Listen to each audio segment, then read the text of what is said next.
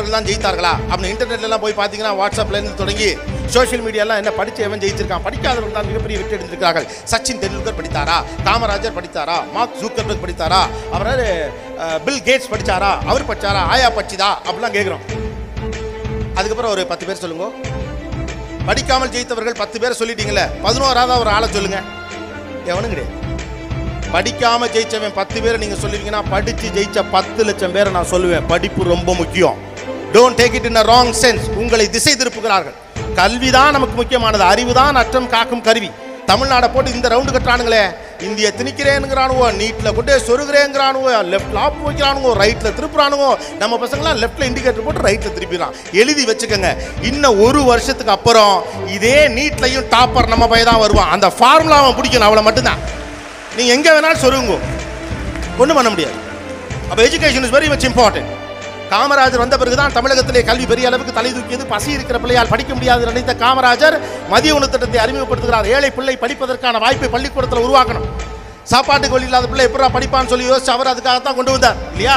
மதிய உணவு திட்டம் வந்த பிறகுதான் நம்முடைய தாத்தாக்கள் காலத்திலிருந்து அப்பாக்கள் காலத்திலிருந்து பெரிய வாரியாக படிக்க போனாங்க. கடைக்கு வேலை போனவங்கலேருந்து தொடங்கி சின்ன சின்ன கலப்பிடுங்கிற வேலைக்கெல்லாம் போனவங்க எல்லாரும் பள்ளிக்கூடத்துக்கு போனது காமராஜர் கொண்டு வந்த திட்டம் தான். காமராஜர் படிக்காதவர் இல்லையா. நம்ம ஃபர்ஸ்ட் படிக்காம ஜெயிச்சவங்கள ஃபர்ஸ்ட் லிஸ்ட்ல வைக்கிற ஆளு காமராஜர் தானே. ஆனா அந்த காமராஜர் படிக்காதவர் தானே. படிக்காதவரே படிப்புக்கு இம்பார்ட்டன்ஸ் கொடுத்தார். யோசிச்சு பாருங்க. படிக்காத ஒரு மனுஷன் தான் தமிழ்நாட்டுடைய முதலமைச்சர் ஆன பிறகு பிள்ளைகளுக்கு படிக்கணுங்கிறதுக்காக சாப்பாடு கொண்டு வான முதல்ல கொண்டு வந்தார்.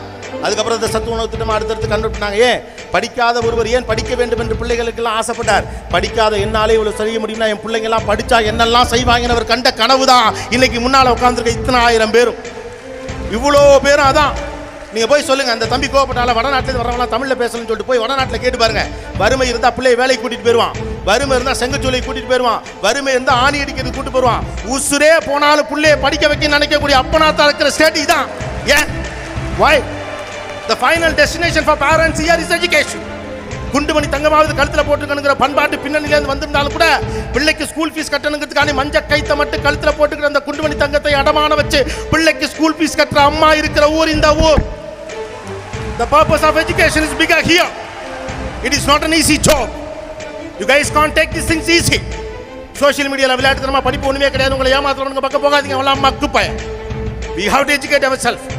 அறிவு என்பதுதான் அற்றம் காக்கும் கருவி. அது மார்க் சம்பந்தப்பட்டது மட்டுமில்ல, படிப்பு தான் இங்கே சமூக நீதியை சொல்லி கொடுத்துருக்கு. இதே தெருல போங்க, யாராவது ஒருத்தன் பொண்டாட்டி ரோட்ல வச்சு அடிச்சானா விட்டுட்டு போயிருவீங்களா? ஏன் பொண்டாட்டி சொன்னாலும் தூக்கி போட்டு தான் மதிப்பா. அதை அப்புறம் பொம்பளை மேல கையை வைக்கிறேன். எது கொடுத்துச்சு? இந்த அறிவு. சமூக நீதி கொடுத்துச்சு, கல்வி கொடுத்துச்சு, பெரியார் கொடுத்தானுங்கல்ல. சமூகத்தின் மீது பிரியம் இருக்கிறவன் படித்தவன்.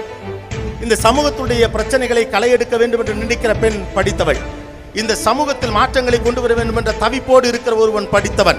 இந்த சமூகம் இன்னமும் பிரச்சனையில் இருக்கிறது என்று புலம்பாமல் அதற்கான வழியை தேடுகிறவள் படித்தவள். நீ படித்தவனா படிக்காதவனா நீ முடிவு பண்ணிக்க. மற்றவெல்லாம் பிம்பிளிக்கு பிலாப்பி. That's it.